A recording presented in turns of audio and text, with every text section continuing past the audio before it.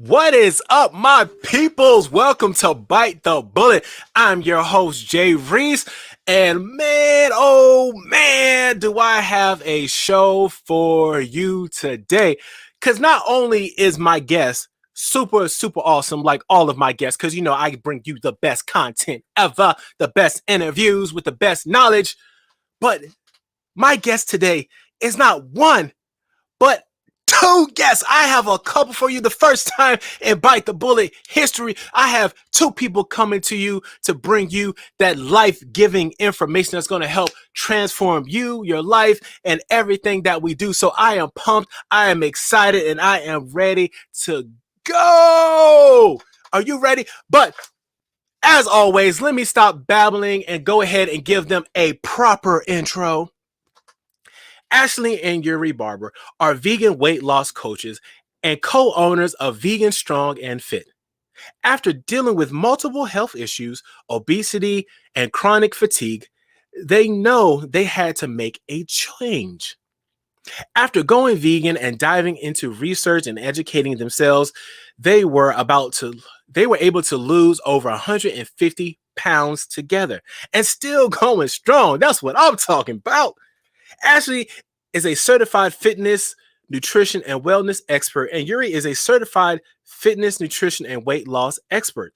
They are passionate about helping others with a plant-based approach to holistic health and weight loss. That is what I'm talking about, because anyone who's been watching this show, who knows me long enough, knows that I'm all about my plant life and my vegan stuff. So without further ado, let's go ahead and bring on Ashley and Yuri Barber. Hello, my peeps. Hey, that was the best introduction ever. I was ready to run through a brick wall for you, man. You know what I'm saying? We got to get you hyped. I try my best to be. I was telling other people before that growing up, one of my mentors was Flavor Flav. Not necessarily because of his personal life, because I just love how energetic he was and how he was just always able to help bring Public Enemy to that next level. So when I was a kid, I used to run around the house, Flavor Flav. I guess he just kind of stuck with me. So now I'm like, Ashley and Yuri Barber. So it's all good. I love it. But that's enough about me. Let's talk about you guys and how you help people. So if we could, let's go back to when you were having health issues and those challenges and you knew something had to change. Can you walk us through that? Yeah, go ahead. Yeah, pretty much.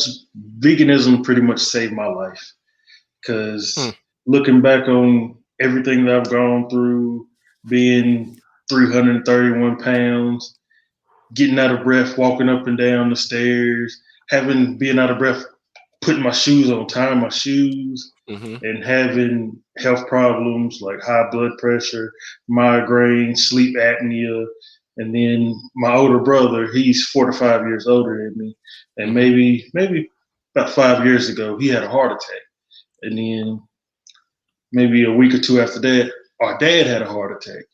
Wow. And then in the past couple of years, my dad, he just turned 60 in January. He's already had 2 strokes. So knowing that could possibly be my future, I needed to make a change, and veganism has definitely saved my life. Yeah. And I personally, when I was younger, starting at about age 7, I started having a lot of stomach issues. I would wake up with like morning sickness, what you would think of when you're pregnant. I would constantly be sick, going to the doctor so frequently that they told my mom that I had, that it was all in my head and that I needed to see a psychologist. There was nothing wrong with me. Well, in middle school, we ended up getting into a car accident. So I had to have x-rays, and thankful for that, because that's where they found that I had a severe constipation issue. I was literally constipated, and it was up to my chest in the x-rays, to where I had to be hospitalized to flush everything out. It was so bad that at one point in 8th grade, I missed it was close to 50 days of school, because you couldn't touch my skin without me screaming in pain, because the toxins had released into my blood system. And so I finally found the specialist that was helping, but they pretty much told me that this is something I would have to live with my entire life. And that it was just the way that I was, and I would have to just manage it. But since we've changed over to a vegan lifestyle, I have not had any issues with constipation. Right. Gotta love that kale. Keep you right. Right. Yeah. Definitely.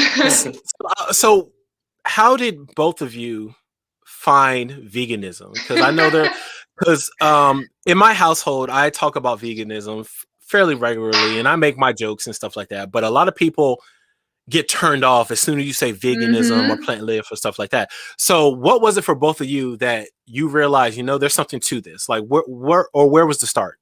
If that's a better question. Yeah. I believe I was coming from the gym. I believe I had our kids with me, and I was listening to a podcast, and the lady on there said, "Chicken is the devil." Now you have to remember that this is at a time where every Tuesday we went to Buffalo Wild Wings to get the buy one get one chicken wings. We didn't miss it. And the thing is, we would what would we do? We would eat the wings and then go to the gym. So you got to work it off. I get that completely. It was crazy. But I heard that chicken is the devil, and then I started paying attention, and they was talking about plant-based and all the benefits and how if your body doesn't have mucus, then there is no disease and stuff like that. Right. So that's when I told Ashley, we should think about this. Yeah. So first, even then, like he came to me and was like, "Hey, I want to get rid of chicken and meat, but I don't want to get rid of the fish. Like we have to keep fish." And so I was like, okay, well, we can do this, but it has to be like a change that we're going to stick to. We're not going to go back and on special occasions eat meat if we're going to do this because it's a big lifestyle change. Right. And then he started thinking on to Thanksgiving. I mean, I'm from the South, man. You give it up a lot. And then at the beginning, just all at once, you just give up everything that you know. It was scary. But yeah, I was thinking, I can't just have like a slice of turkey for Thanksgiving or something. I've just got to give it all up, all at once. And then she was like, yeah, you got to. Okay, I'm committed. I'm going to do it. Yeah, because we decided to do this as a family. And I was like, if we're doing this as a family, like we're going to go all in. We're not just going to cheat on certain days because then we're just going to fall right back. Right. So we started on the pescatarian lifestyle. And then by the first month, we were only eating fish and dairy, I would say, once or twice a week. And it was like, obviously, we don't need this because we're not really even eating it as it is. Let's just go all the way. And so we did. Well, I'm definitely glad you did. I'm sure all the animals that have been saved are glad. So all the chicken. So I'm curious because I know what happened in my life, but I'm curious. So when you started branching out and telling your extended family, oh, by the way, I don't eat that anymore, what was the reaction like? How challenging was for that for both of you? I would say my family kind of laughed and they were like, they were, the biggest concern for them was the kids. They were like, but they're going to miss out on so much. And I'm like, but they're not missing out on anything. Right. And then it would get to the point where they would say, oh, well, I'm not going to eat this around the kids because they can't have it. And I'm like, that's not how it works. Like our kids are going to be exposed to animal products. You can eat whatever you want to, and we also teach our kids like the differences and why it's important, but also, if they're at their grandparents' house and they eat something that's not vegan, then they have to make that own choice because when they're older, they're going to have to make these choices themselves too. Right. So we don't have those products at the house, but we want to educate them on why it's important so they should make their own choice when they're out. Well, actually, I think you bring up a good point because I know when I started mentioning to everyone that I'm vegan, one of the first things that I heard was, how are you going to force your kids to eat that way? And it used to make me bad, but the more I reflect on it, I would often say, like, I'm not forcing my kids to do anything. My kids live with me. My kids tend to eat what I cook. I cook vegan, so that's what I eat. If I was eating meat, are you going to say I'm forcing my kids to eat meat? Right, exactly. And it's the same kind of logic, right? Yeah, the other thing I got all the time is, well, I'm going to eat real food. And I'm like, but you don't understand, because what you're putting into your body is not real food. yeah, I love when people say that, because I'm like, so you never eat an apple, you never had a banana, Right. no pineapple, no watermelon, no carrots, nothing. Exactly. So, but it's funny that cognitive dissonance that happens to people, because they don't realize the connection between their plate and what's going in their mouths, right, and where it came from. So I tend to wonder, so you guys, you realize there were so many issues that you were having. You decided to make a change. And now, why did you decide, you know what, we're going to start helping people. We're going to share this, and we're going to come up with our own way to help people lose weight and to feel better and spread this. What was that process like? Yeah, this was never the plan. We just knew we had to do something for ourselves. But, during quarantine and everything, we're locked down. So we're walking around the neighborhood all the time, and they're seeing the changes, and they're like literally yelling off their front porch, "What are y'all doing?" Like, we see y'all walking every day.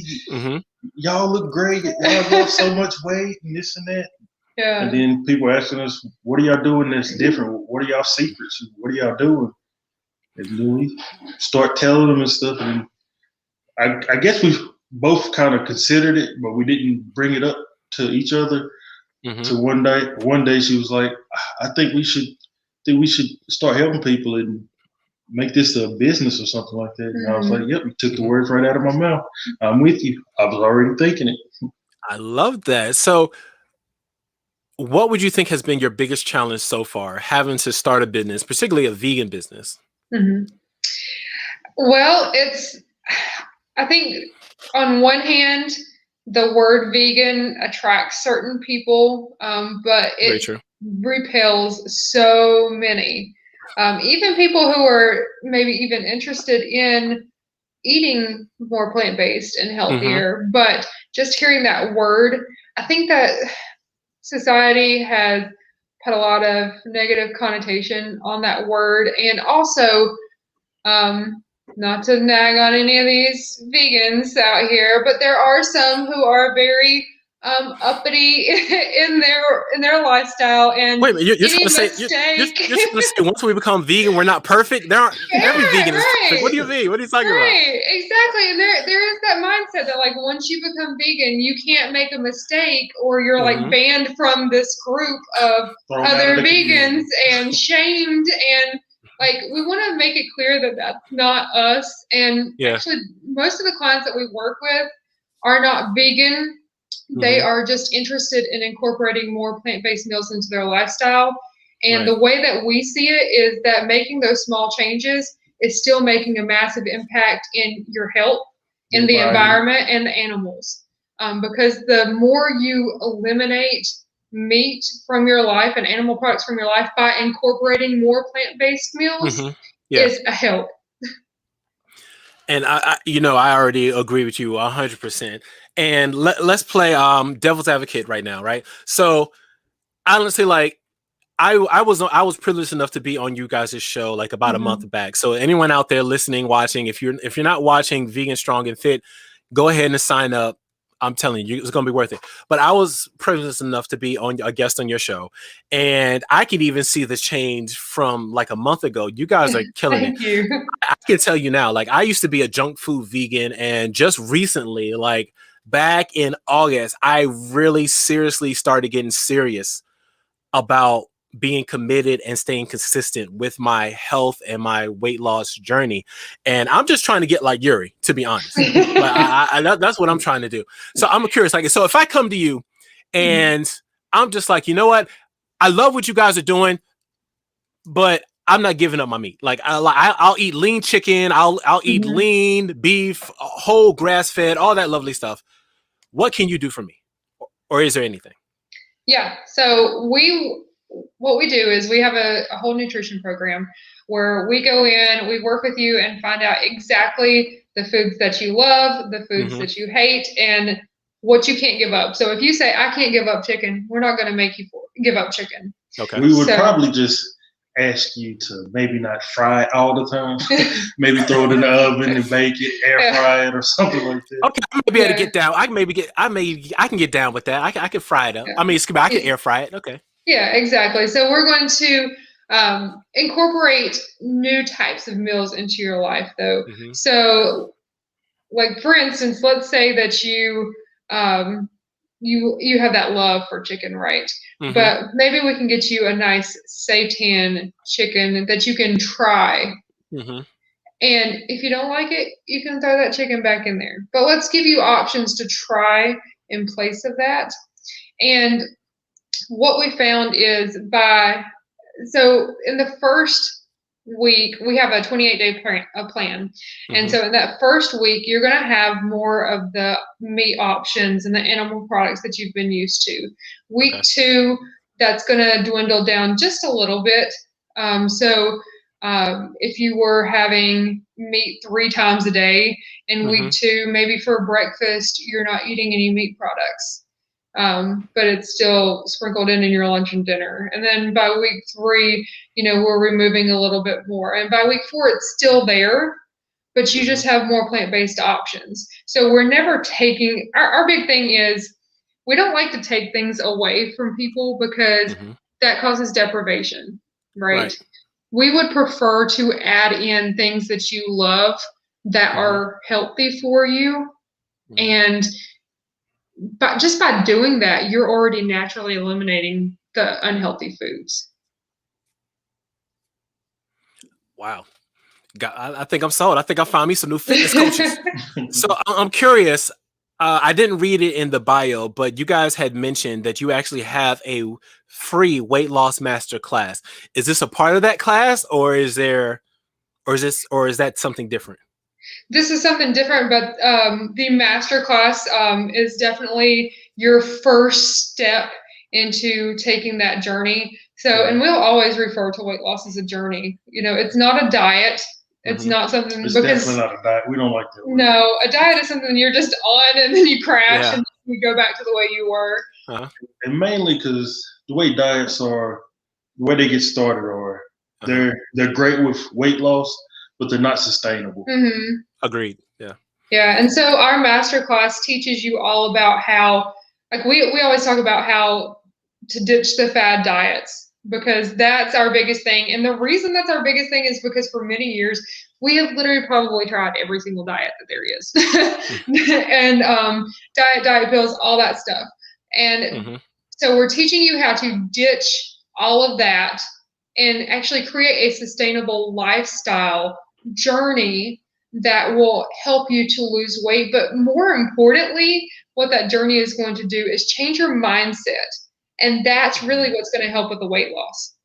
Because until you change your mindset, that weight loss means nothing. It goes up and down all the time. And you're just going to have to continue on that path, but just knowing that it's a journey. Yeah, because the main thing, like you said, with it being a lifestyle and the mindset, let's say you come to us and you want to lose 20 pounds in 4 weeks or something like that. We're always asking you, what happens once you hit that 20 pounds? Do you just stop? Do you just go back to where you were, or do you continue?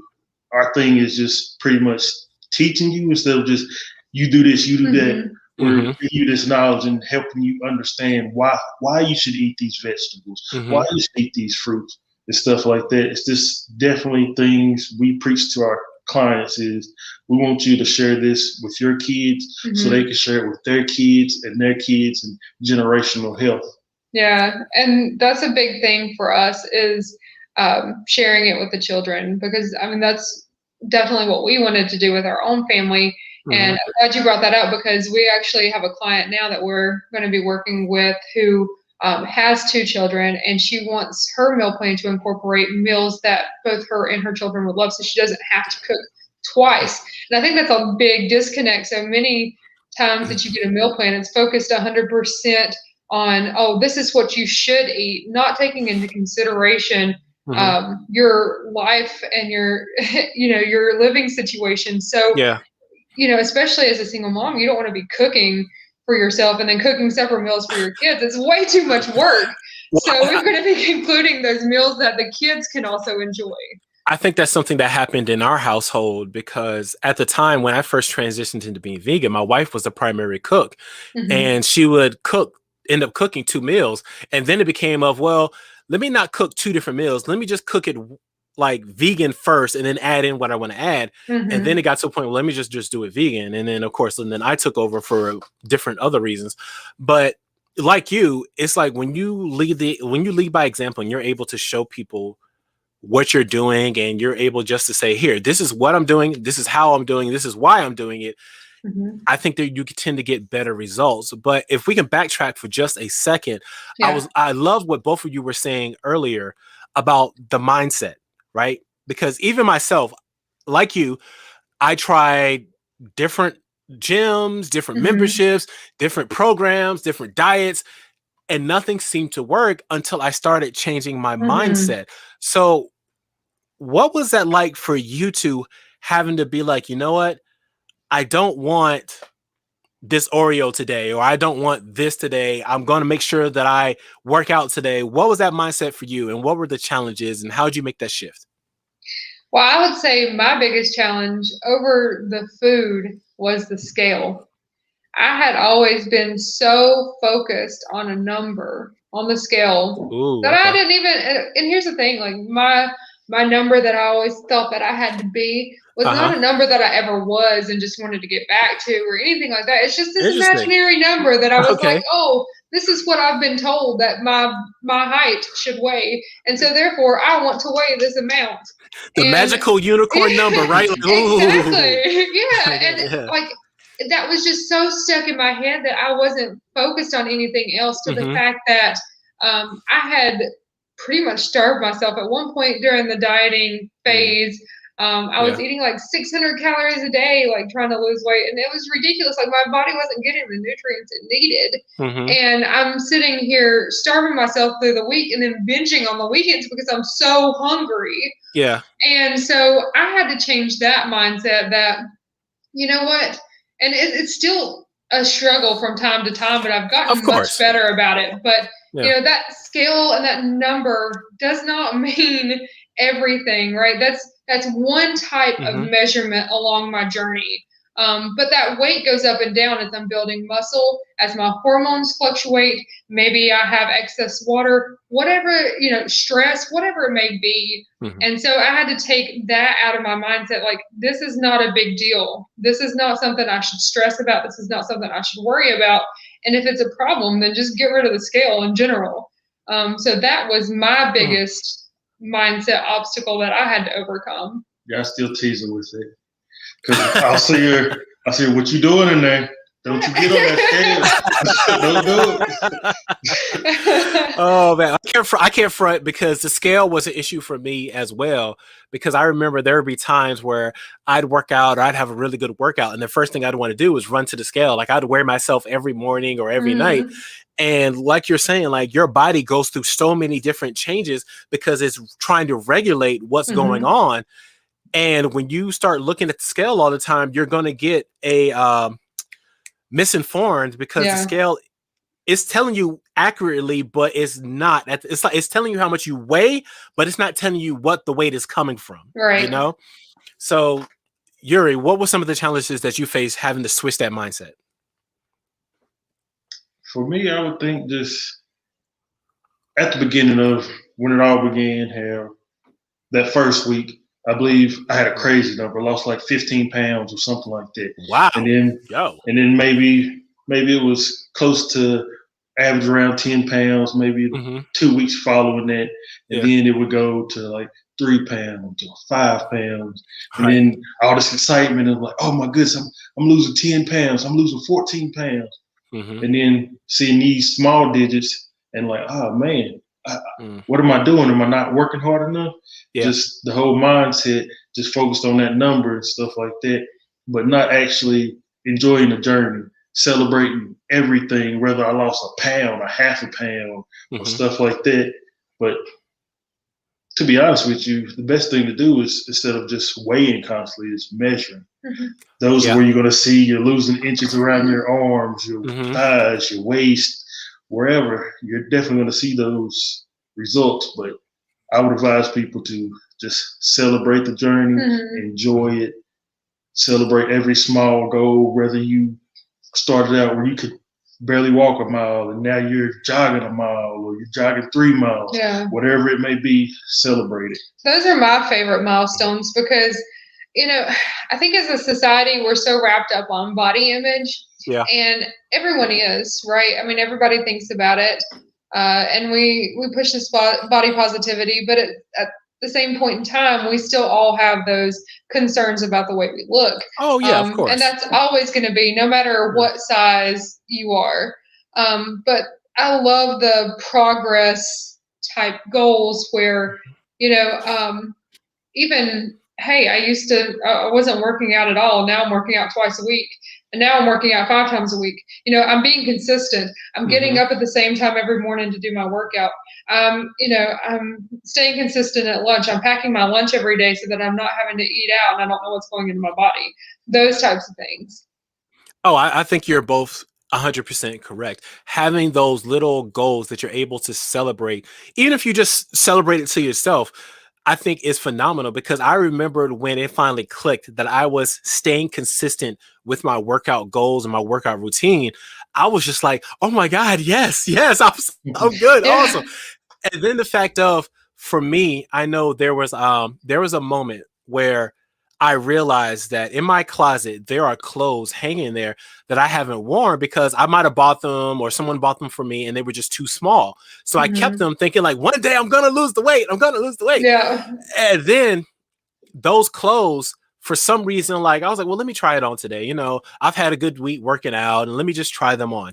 And the outfit or the shirt, don't get me wrong, like it might have still been snug, but it wasn't as snug as it used to be, or it fit different, or I could look down and see that it was baggy. And I'm just like, oh my God, I'm doing it. Yeah, let's go. So I think little wins like that are awesome. Now, don't get me wrong. There have been some shirts that I might have tried on and I was like, okay, yeah, tell me you're still here. Yeah. Right. That's motivation. Exactly. And that's the way you have to look at it. Like, okay, I'm not at this goal yet, but it's coming. Because I trust me, like every day I look in the mirror and one of the things that I say to myself, you're going down, stomach, you're going away. I'm knocking you out. So like I have a vision board, and on my vision board, there is a man. It's not me, but I have a man on my vision board and he's shirtless and he has a 6-pack. He has a 6-pack popping, right? And I look at that and I put my face on it. So every day I look at that, and then when I go in the mirror, I can see those abs, but I see my body with the abs, and I'm just like, yes, you're going down. So I tell my wife not to look at that picture too much until I'm back there. But that's how I do, and it's the little goals that we do. So I love it. I love that idea because I've got something similar. Like on my side of the mirror, I have positive affirmations. And yes, absolutely. No matter if I'm waking up and I'm like, oh, I don't really want to do this, I go in there, I start brushing my teeth and I start reading those, automatically my mood changes. Because I tell you, me waking up at 3:30 and having to go outside and run for 60 minutes, sometimes I'm waking up, I can feel like, oh my goodness, it's very cold outside. It's like 20-some degrees. I'll get crazy. Like just go back to bed. And then I look and I see that. The marathon continues. You can do it and all this other stuff. I'm like, well, let's go. I'm ready now. I love that. So I'm curious. What I gotta figure out how I'm gonna phrase this question. So I love the affirmations and I love just being able to look at something and have that reminder of hitting those targets and keep going after those goals, right? Do you think it's important to consistently do something at the same time, or is it better to get rid of all the excuses? Does that make sense? Yes, it makes sense. I think it's better to get rid of all the excuses, right? Because here's my thing is that we have 3 kids. We both work full-time jobs and we run a business. Yeah. things come up, and maybe one day we can't do it at the exact same time. Mm-hmm. But what we can't do is allow ourselves to make an excuse to not do it at all. Oh, I like that. Yeah. So could you or Yuri give a example of like, what's an excuse that you kept running into that you found a way to go around it? I don't have time. Oh, okay. Yeah, that's for things important to you. You're gonna make time, whether you get less sleep or whatever. You're gonna find a solution, a way to solve that problem. Oh, absolutely. I have a friend who told me he didn't have time to read books, and my retort to him was, "But you had time to watch that TV show last night, right?" Well, I like the TV show. So you're gonna tell me there's no books in the world you're gonna like? So. But I understand that 100%. Like, I honestly sleep in my workout clothes. My wife likes to make fun of me and like to laugh at me. But I know if I don't sleep in them and I have to try to pick them out the next day, that's one more layer in between me and working out. And I can just roll out of bed and go, you know what? Right, close out my eyes, wake up, and let me go work out. So yeah. I wouldn't go as far as like me sleeping in my workout clothes, but I do like to have them laid out and know exactly what I'm going to wear because it's the same thing. Yeah. Yeah, exactly. I agree with you 100%. So I think this might be a good place to transition into the world famous Bite the Bullet questions, which I like to say they're world famous. I don't know if they're really world famous, but I feel like I have some people around the world who watch this show. So I'm going to say world famous questions. So Yuri and Ashley have not seen these questions. They do not know what is coming their way. And if this is the first time watching Bite the Bullet, these questions are curated by yours truly, and they are meant to entice, tantalize, and entertain everyone watching. But Yuri and Ashley should be scared because they have no clue of what is coming their way. Are you ready to bite the bullet? That looks like a lot of bullets you got there. Oh, no doubt. Let's go. Let's go. Let's do this. Oh, I come ready loaded, man. This is like a Glock. I'm ready to go off. All right. The first question. What made it motivate you both to do what you do? Just the passion and the way that I feel after making this change. I'm like, everybody needs to feel this way, and that's what's driven me. Okay, Yuri? I would say me, it's probably myself and my family, especially like my older brother and stuff like that, where he's had a heart attack, and me thinking, I know this information, I've got to share it. I can't just hold it in, because if God forbid something happens to him, right, I may look back and feel like I'm responsible for that. I could have did so much more. I could have said something or anything like that. Oh, absolutely. Absolutely. So what is one common myth about your profession that you want to debunk? You can get protein from plants. Well, I gotta find out. Just stole mine. Right. Oh my God. I mean, like, I admit, I haven't been asked that a question a lot, but as soon as someone says protein, I'm just like, oh God, really? But Yuri, what's yours? What's one thing you want to debunk? Protein. Fair enough. Actually, that can just go for every vegan out in the world, because wow. All right. So, Ashley, what's one thing you wish you had known before you began this path? I wish I would have known that I didn't have to be so strict on myself. I could allow myself some leniency. When we started, I mean, first of all, there's way too many types of vegans. There's, yes. I mean, you've got different types of labels. You've got flexitarians, you got vegetarians, you got vegans, you got alkaline vegans, you got raw vegan. And like, we tried to go all alkaline to start off with. And it was like, if I didn't have the drive that I knew I had to make a change for myself, I would have probably just given up right there, because that was hard. Yeah. So if there's any vegans out there who really want to change, want to want to challenge, try alkaline. Trust me, like I've read the blogs and I follow a lot of people who are alkaline vegans, and power to them. I'm not knocking them at all. That's not my path. Exactly. Let's put it that way. That's a different kind of dedication right there. Exactly. I mean, I toy with the idea of being raw vegan, but even then, I'm just like, yeah, I'm not quite there yet. Let me work on my levels a little bit. We did days where we would try to do an on and off day. So we would do an on day of raw vegan and then an off day. It was okay for a while, but it got pretty rough. Yeah. Oh, I can understand that one. So, Yuri, let me throw this question to you. If you could have dinner with any 3 people, dead or alive, who would it be and why? 3 people. 3 people, dead or alive. I would say the higher power, whatever you want to call them, God, Allah, whatever. Ooh, okay. And I would say probably Muhammad Ali. Okay. All right. I think he would probably be real funny, talking about himself and whatnot. And I love to hear he's the greatest. Right. Stuff like that. Mm-hmm.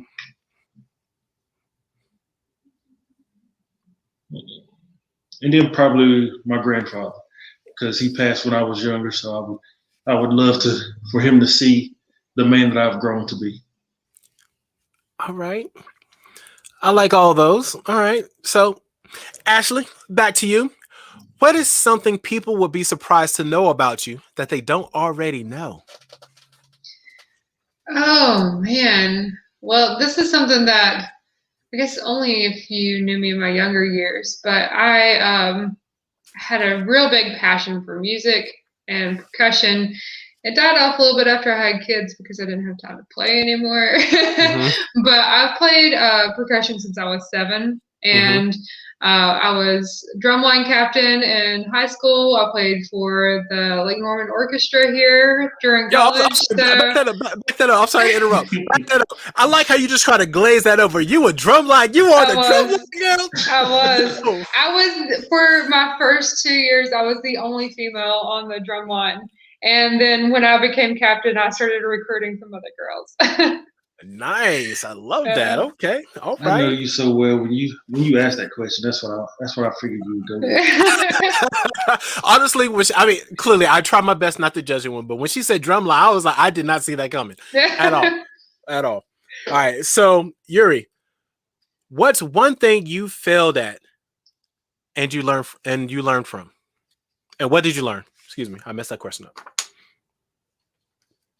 I don't like to consider myself failing. I look at life as you learn from something instead of just being defeated.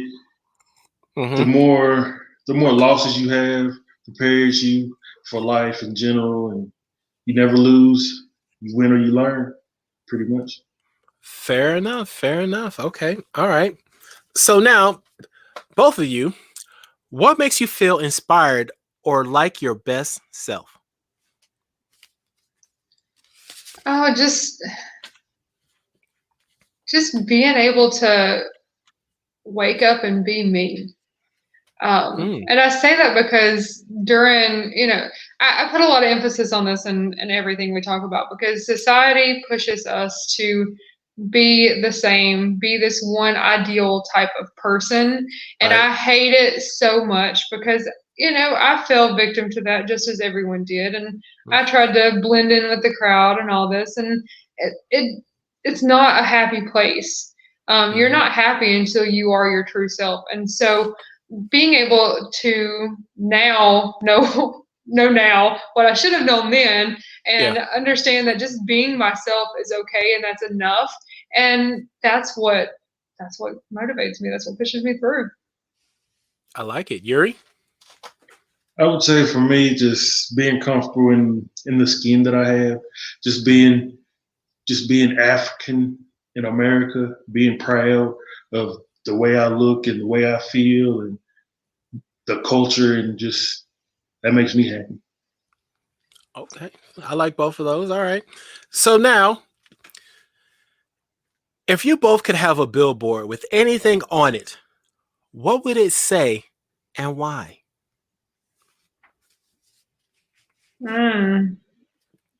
I go back to this, just be yourself. Okay, I get that. I Why? would say, Why? Mm-hmm.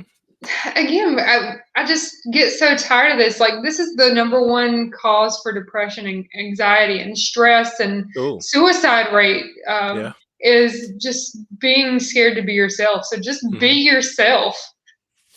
Okay, I like that. Yuri, you're about to say something? mine would probably be just let's change the world. Just be yourself, and let's build on common goals. And in this, we can create everything. We can end mass hunger and Mm-hmm.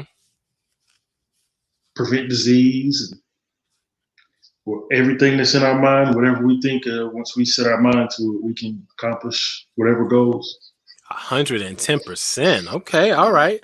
So, what advice would you give someone wanting to pursue a path similar to yours?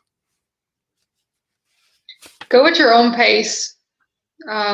So when we did this, Yuri jumped all in. He gave up everything at once, and I had to go a little bit slower, and the kids went even slower than I did. Not everyone, like, you're not a failure just because you don't give everything up at one time. Go at a pace that's sustainable for you and that you feel comfortable with, because again, this is a journey. It's not just one goal that you're looking to hit. Agreed. Okay. So, what's the most important thing you've learned so far in your life, and why?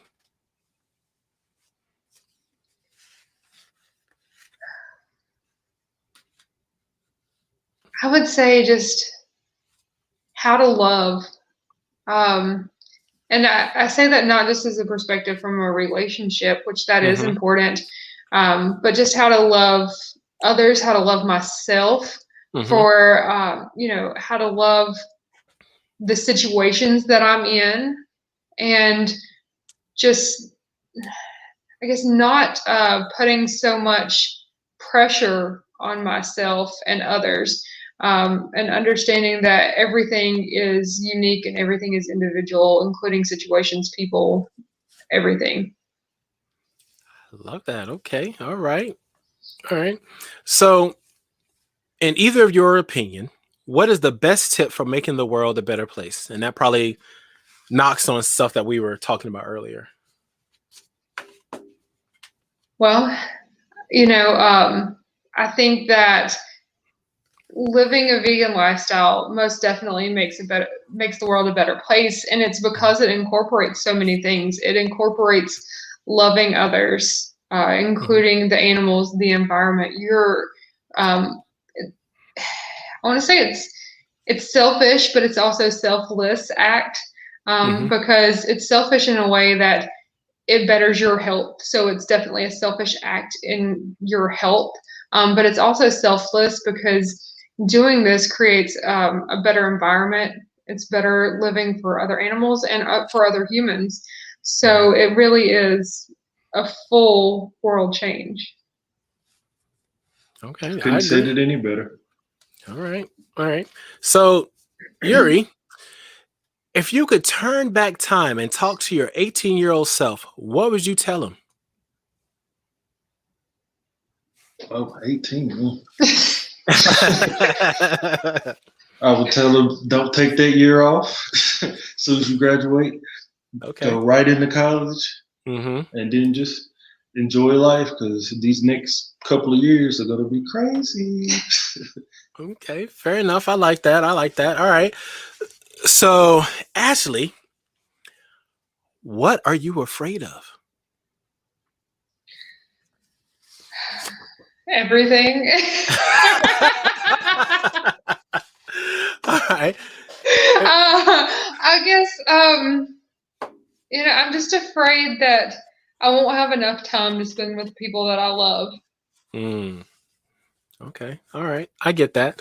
So we only have a few more questions left, and they get tougher as we go. All right. So now, both of you, in 150 years, if science fails to save us all, and the only thing that is left is a book about your lives, what would that title be, and what would the back say? It's a good one.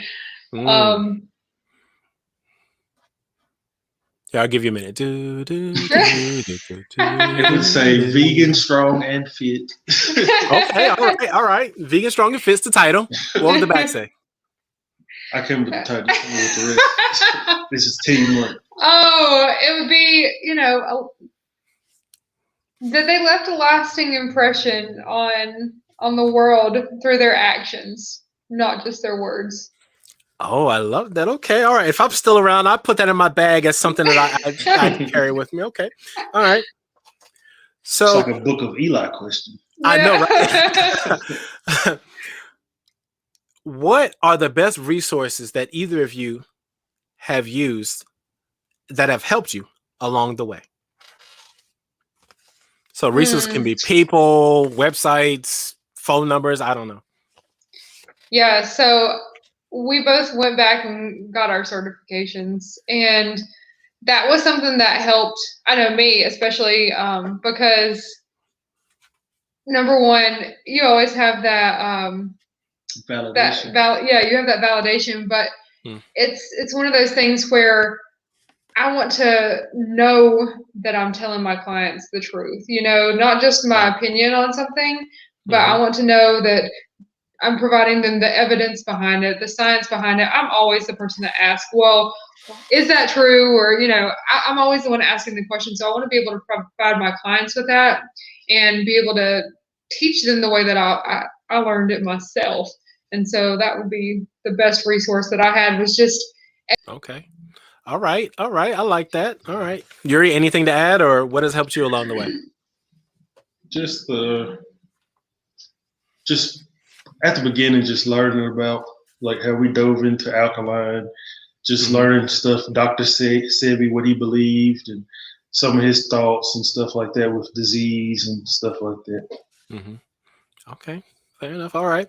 So now we're down to the very last bite the bullet question. All right. As I said, they got harder, and I'm saved the last one for last. Either of you can answer, or both of you can answer. Where can our listeners connect with you online? Oh, this is a hard one.